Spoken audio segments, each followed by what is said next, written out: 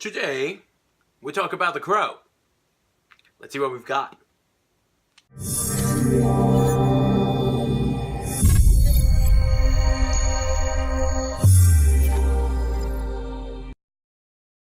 Hello beautiful geeks and welcome to Comic Book Quickie, the only place where the phrase Fast and Furious it's more than a movie title.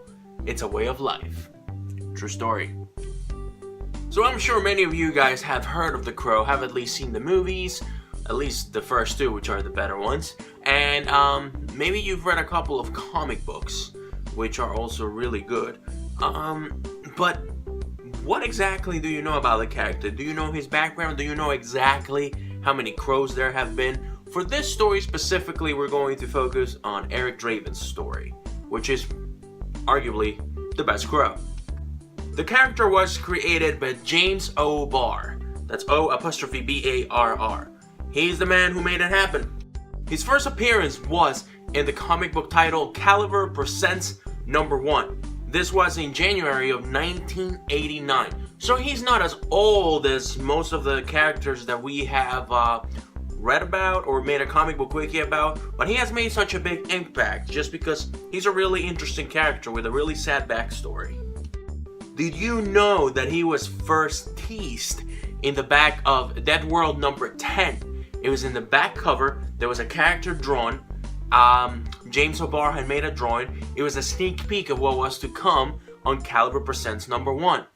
So that gave you a sneak peek of what was to come. So technically that's where we saw him first, as a sneak peek. However, his first full appearance was not until Caliber Presents #1. Take that one to the bank. So there is this couple, Eric and Shelly. Eric is going to become, eventually, the Crow. So on their way back from a romantic getaway that they had, Eric and his wife Shelly are driving back and they get a flat tire in the middle of a dark road. So they stop and he gets out and he starts trying to fix the flat tire. Unfortunately, another sketchy car drives by, and this car, it's full of a-holes and gang members and just really bad people who see them throw a bottle at him, and he naturally reacts. He's like, yo, what the hell? Bruh. Really? He doesn't know, of course, that they're gang members. So they back up the car, they get out, and that's when trouble starts. Eric tells Shelly, honey, just lock up the windows, put the windows up, lock the doors. I'm gonna take care of this, don't you worry. This is just probably a few punks who just have nothing better to do than to mess with us. Oh, they wanted to mess with him, alright? So this gang member see lonely guy with his wife. Wife is pretty. Let's make a dinner date out of this. So what do? They get out of the car. First thing they do, they shoot Eric in the head. Even though he got shot in the head, the shot didn't really kill him, it kind of paralyzed him. And he was able to see everything that happened next. The gang members got into the car and raped his wife. And he was able to see everything while it was happening, even though he was mostly out of it, but he knew exactly what happened. And he saw it face to face. Yeah. Eventually, they murder Shelly, same way, and they take off, not realizing that Eric was still in between both planes, that life and death, you know, but later he gets taken to the hospital. Unfortunately, he dies in the hospital due to his injuries, loss of blood. Now, it is a really good did you know that while he's paralyzed and he is seeing what's happening to his wife, there's a voice in the back of his head, almost an image of what's going to be the Crow showing up, telling him that it's okay, it's not your fault, just don't look. But we don't really know if it's him being, you know, his last reminiscence memories, or if it's actually the presence of the Crow telling him it's okay, don't look. Some pretty dark stuff. 1 year later, 365 days later, Eric rises from his grave. How? A crow, an actual crow, lands on his grave, starts tapping at it, and he races to the occasion. he gets out, and now he is the Crow. So what is the symbol of the Crow and the human Eric Draven? Well, the Crow is what links him between the world of the living and the dead. He is the link that keeps him alive on the actual world. So without the Crow, he can't really navigate because the Crow guides him. He can actually kind of talk to the Crow, and the Crow is able to connect with him so he can see what the Crow sees and vice versa, which gives him this dark supernatural ability. Did you know that there has been at least 12 different people to carry the mantle of the Crow? Because there's not just one Crow. A lot of people who die in this unfortunate type of event, see what I did there? They can come back with the spirit of vengeance almost, not Ghost Rider, but the Crow. The Crow comes back and gives him a chance to have revenge. So when Eric Draven comes back, that's exactly what he does. He takes revenge on every single gang member. He finds them all and... Did you know that James O'Barr picked the name of Shelly for the wife and Eric for the husband, respectively, because Mary Shelley, who was the person who wrote Frankenstein, and the name Eric from the character of Phantom of the Opera. He was a huge fan, so he wanted to play a little tribute to those. So he did.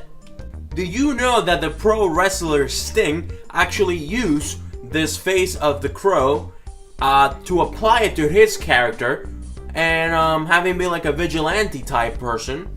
If you see a picture of Sting and a picture of the Crow, they look exactly the same. Check it out.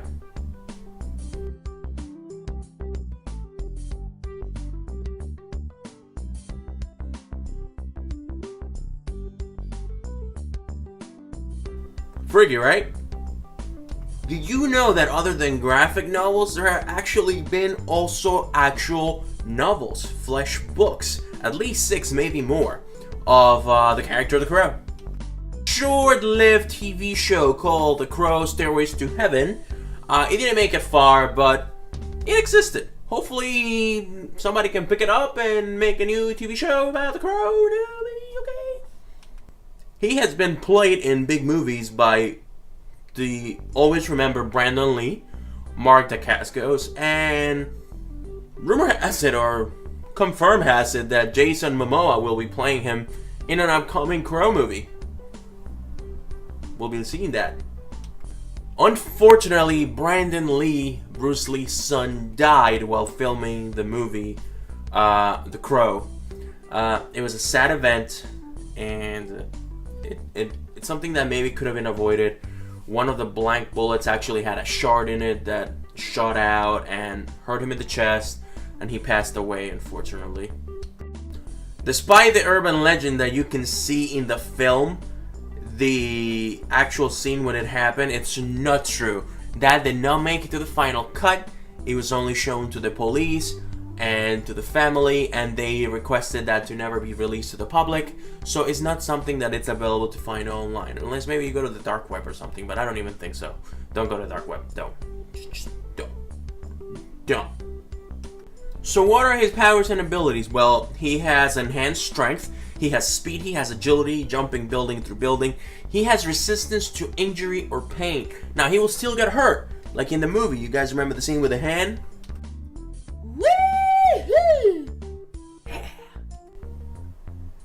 But he also has accelerated healing, so he's kind of like Wolverine, but dead. He has a connection, like I said before, with the Crow's eyes, so he can see through the Crow. He has heightened sense and psychometry. Oh, and you can also throw in telepathy. He's a nice buffet of powers. Did you know that originally the story was going to have him take vengeance over a drunk driver who actually killed his girlfriend? So it wasn't going to be gangs, it was going to be a drunk driver. But James decided that it was actually going to be better and more heartfelt if it had to do with like a rape and killing, and what a sick bastard. But that's The Crow, ladies and gentlemen and beautiful geeks. I hope you learned something new today, something that perhaps in the past you didn't know, and for those of you who thought that the actual part of the film that when he got shot, Brandon Lee was in there. I hope you now know that it's not. So don't go looking for it on the DVD. A very special thanks to Karen for writing this episode for us. Karen from the Geek Fortress, thank you very much. This was originally going to be a Halloween episode, but there's been some stuff going on, so I haven't had time really. I apologize about that. But please stay tuned because we also have a vlog series coming out very soon. And if you guys follow the Facebook group, you guys can find out more about it. For that, find the description below. There's a link to the Facebook group. Also, if you guys know that geek is the way of life, it's the only thing that matters in your soul, you guys should check out Michael AUDINO'S podcast. For all information on his podcast, I will put a link down below in the description. He talks about games, he talks about movies, he talks about books, he reviews them very nicely, and he's an awesome guy. I know him myself. Please make sure you guys go check it out and support his podcast. In the future, we may be making a video with him, so you guys might be seeing him standing right here soon. So, check it out. Show him some love. Thank you so much, guys, for watching once again. This has been Lewis from the Geek Fortress. Until next time, don't forget to stay awesome, stay fantastic, stay fantabulous, stay geeky, but the most important thing of it all, geek on. Be safe, guys.